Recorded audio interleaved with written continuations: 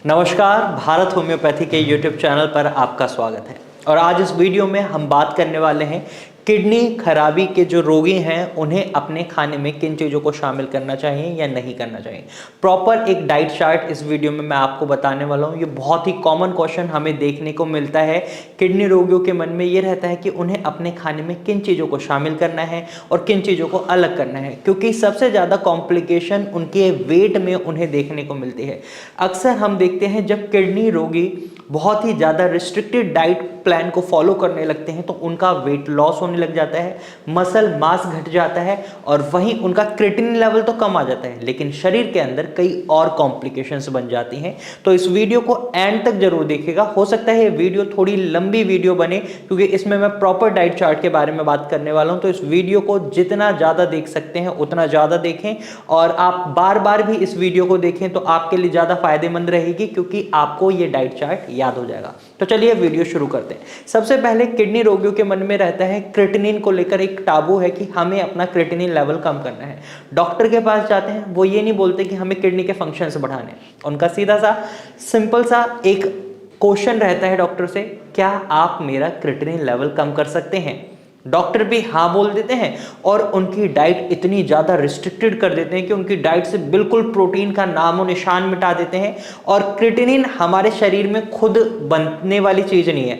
ये आपके शरीर में भी उतना ही बनेगा, मेरे शरीर में भी उतना ही बनेगा, लेकिन ये डिपेंड करता है खाने के ऊपर। जिस खाने में प्रोटीन की मात्रा ज़्यादा होती है वो खाना हमारे शरीर में क्रिएटिनिन का फॉर्मेशन भी ज़्यादा करता है। लेकिन जिस व्यक्ति की किडनी सही होती है वो उस क्रिएटिनिन को यूरिन के थ्रू बॉडी से बाहर निकाल देती है। लेकिन जब किडनी में खराबी आना शुरू हो चुका होता है या किडनी में खराबी आ चुकी होती है तो ऐसे में जो क्रिएटिनिन बना है हमारे शरीर में, हमारे ब्लड में, वो स्टोर हो जाता है और हमारी KFT रिपोर्ट्स में क्रिएटिनिन लेवल बढ़े हुए दिखते हैं।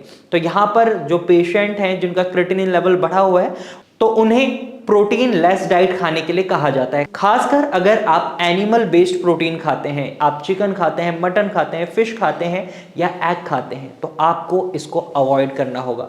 अब यहाँ सवाल उठता है, अगर आप प्रोटीन को बिल्कुल हटा देंगे तो आपके शरीर में कमजोरी आ सकती है, वेट लॉस हो सकता है। तो यहाँ पर आप प्लांट बेस्ड प्रोटीन का सहारा ले सकते हैं। जैसे दालें हैं, आप मूंग दाल खा सकते हैं, आप मसूर दाल खा सकते हैं, मोठ दाल खा सकते हैं। ये तीनों दालें ईजिली अब्जॉर्बेबल हैं, ईजिली डाइजेस्टेबल हैं और इनके अंदर जो गंदगी भी बनती है वो कम होती है, जो आपके शरीर के बाहर निकल जाती है और एनर्जी लेवल आपको पूरा ये देती हैं और प्रोटीन की मात्रा भी इनमें अच्छी होती है। अब दाल बनाते समय आपको एक बात का खास ख्याल रखना है, इसको आप थोड़ा सूप फॉर्म में बनाएं तो आपके लिए अच्छा रहेगा। दाल की मात्रा कम रखें, पानी की मात्रा थोड़ी ज़्यादा रखें। अब ऐसा नहीं है कि बहुत ज़्यादा पानी कर लें, आप इसको थोड़ा साउथ इंडियन स्टाइल से भी समझ सकते हैं। जैसे सांबर बनता है तो सांबर में जैसे दाल होती है लेकिन पानी ज़्यादा होता है, इस तरीके से दाल बनाएं और एक दाल का बाउल आप 7 डेज में 1 टाइम और 2 टाइम खा सकते हैं। और ऐसा नहीं है कि आपको डेली बेसिस पर दाल को कंज्यूम करना है। इसके साथ साथ दूध बहुत अच्छा सोर्स होता है प्रोटीन का। अब कई किडनी रोगियों को ये बोला जाता है आप दूध नहीं पी सकते। आप दूध पी सकते हैं, काऊ मिल्क पी सकते हैं। डेली बेसिस पर आप 1 कप, चाय वाला जो कप होता है ना, वो आप दूध पी सकते हैं। अगर आप उसमें थोड़ी सी हल्दी मिला लेते हैं, गाय का दूध लें, इससे भी आपको प्रोटीन मिलेगा। तीसरा, अगर आपकी रिपोर्ट्स में अभी क्रिएटिनिन लेवल ज़्यादा बढ़ा हुआ नहीं है तो आप पनीर भी खा सकते हैं। तो अगर आपका क्रिएटिनिन लेवल बहुत ज़्यादा बढ़ा हुआ नहीं है तो आप वीक में 1 बार पनीर भी खा सकते हैं। तो ये तो आपकी प्रोटीन रिच डाइट रहेगी जिससे आपका क्रिएटिनिन लेवल भी नहीं बढ़ेगा और आपके शरीर में प्रोटीन की मात्रा चली जाएगी। अब दूसरी जो KFT रिपोर्ट में हमें देखने को मिलता है, पेशेंट के मन में डर बना रहता है यूरिया को लेकर। यूरिया लेवल बढ़ रहे हैं तो यूरिया लेवल भी आप इस डाइट की मदद से कम कर सकते हैं। आपको क्या ध्यान रखना है, यूरिया फॉर्म कैसे होता है? यूरिया फॉर्म होता है आपके लीवर की वजह से। जब आप बहुत ज़्यादा ऑयली फूड खा रहे हैं, फ्राइड फूड खा रहे हैं, आप छोले भटूरे, समोसे, ब्रेड पकौड़े, इस तरीके की चीज़ें खा रहे हैं, पूड़ी खा रहे हैं, तो इससे आपके शरीर में यूरिया की मात्रा बढ़ती है। तो कोशिश करें अपने खाने से तली भुनी हुई चीज़ें बिल्कुल हटा दें या पैक्ड फूड आइटम बिल्कुल हटा दें। अब तीसरी चीज़ जो किडनी पेशेंट के लिए बहुत ज़रूरी होती है वो होती है पोटेशियम लेवल को मेंटेन रखना। अगर आपका पोटेशियम लेवल बढ़ा हुआ है आपकी KFT रिपोर्ट में तो ये आपको हार्ट अटैक भी दिलवा सकता है, यानी आपको कार्डियक अरेस्ट भी आ सकता है। रीज़न क्या है? हमारे ब्लड में पोटेशियम की मात्रा जब सही होती है तो ये हमें एनर्जी प्रोवाइड करती है, और जैसे पोटेशियम की मात्रा कम होती है तो शरीर में बहुत ज़्यादा कमजोरी बन जाती है और वहीं ब्लड में जब पोटेशियम की मात्रा बहुत ज़्यादा बढ़ जाती है तो ये मसल्स में, मांसपेशियों में थकान बनाता है। और हमारा हार्ट भी मांसपेशियों का ही बना हुआ हिस्सा है।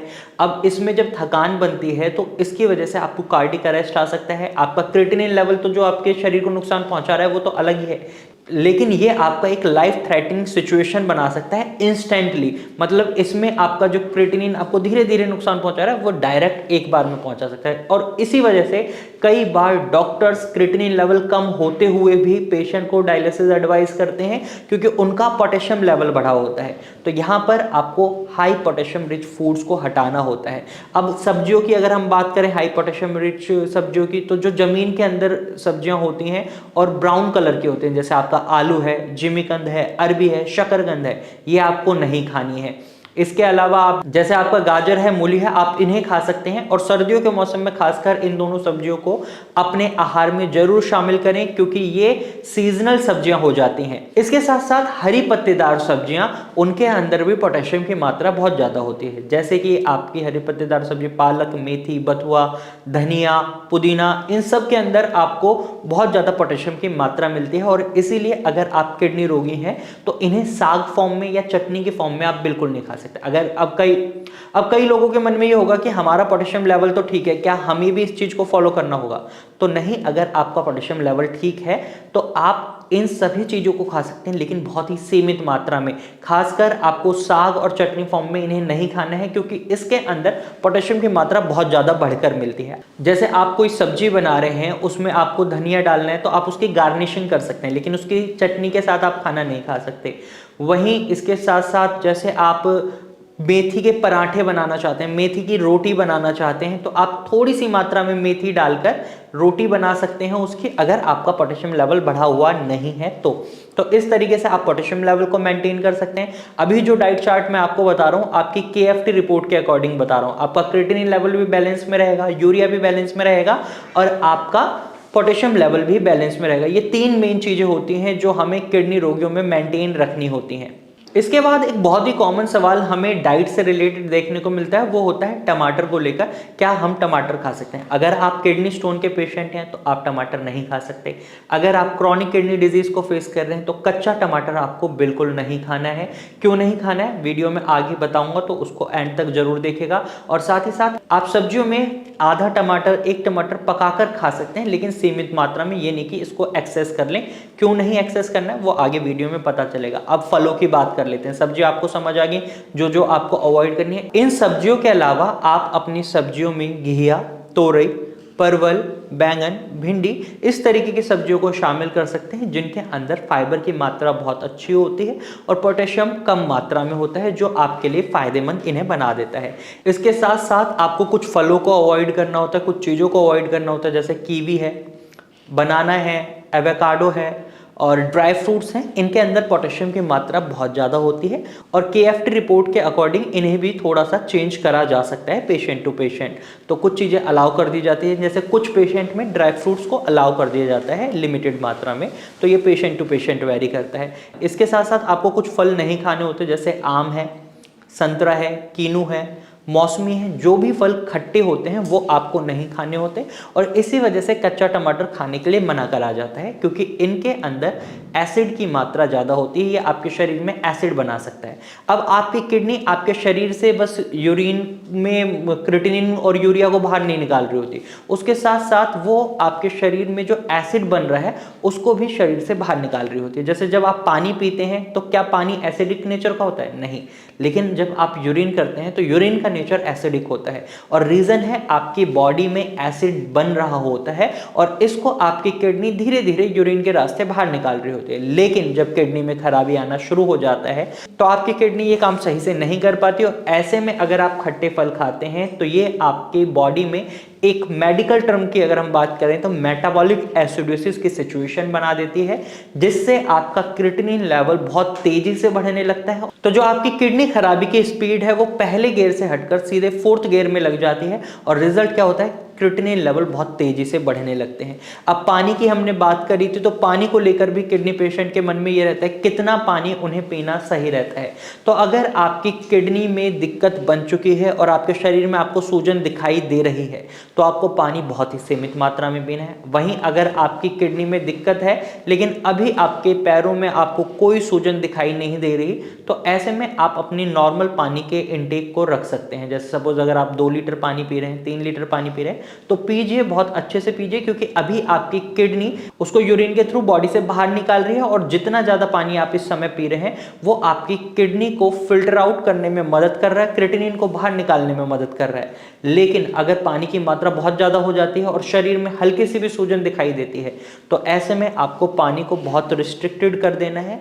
जब आपके होंठ सूखे सूखे लगे, आपको गला सूखा सूखा लगे, जब भी आप पानी पिए। अगर आप 2 से 3 लीटर पानी पीना चाह रहे हैं और शरीर में सूजन नहीं है, तो यहाँ भी एक सलाह है मेरी कि जब भी आप पानी पीते हैं तो एक बार में बहुत ज़्यादा क्वांटिटी में पानी ना पिएं। कोशिश करें 200-300 ml पानी एक बार में पिएं, फिर 15 मिनट्स बाद, 20 मिनट्स बाद आप फिर से दोबारा इतनी ही क्वांटिटी का पानी पिएं। ऐसा नहीं है कि एक बार में आप 1.5 लीटर पानी पी रहे हैं या 1 लीटर पानी पी रहे हैं, ये आपको नुकसान पहुंचा सकता है। तो अगर आप भी बढ़ते हुए क्रिएटिनिन लेवल से परेशान हैं, तो आपके लिए ये डाइट चार्ट बहुत बेहतरीन रहेगा। आप इस डाइट को फॉलो कर कर अपनी किडनी खराबी को मैनेज कर सकते हैं, बढ़ते हुए क्रिएटिनिन लेवल को कम कर सकते हैं और एक प्रॉपर ट्रीटमेंट के साथ आप अपनी किडनी के फंक्शंस को भी बढ़ा सकते हैं। भारत होम्योपैथी में कस्टमाइज्ड ट्रीटमेंट प्लान दिया जाता है, जिसकी मदद से पेशेंट की रिकवरी बहुत जल्दी होती है, क्योंकि पेशेंट टू पेशेंट मेडिसिन अलग होती हैं, क्योंकि जो पेशेंट का रूट कॉज है किडनी खराबी का, उसको देखते हुए दवाई कस्टमाइज्ड करी जाती है और रिजल्ट्स बहुत अच्छे देखने को मिलते हैं। तो आप भारत होम्योपैथी की डॉक्टर की टीम से कंसल्ट करने के लिए स्क्रीन पर दिए गए नंबर पर अपनी KFT की रिपोर्ट व्हाट्सअप कर सकते हैं या इसी नंबर पर आप कॉल कर सकते हैं। हमारी डॉक्टर की टीम खुद आपसे कांटेक्ट करेगी और आपको एक प्रॉपर एडवाइस देगी। आज की वीडियो में सिर्फ इतना ही। अगर आपको ये जानकारी पसंद आई है तो वीडियो को लाइक और शेयर जरूर कीजिएगा और ऐसे ही इंफॉर्मेटिव वीडियोस देखने के लिए हमारे चैनल को सब्सक्राइब कीजिएगा। Thank you for watching.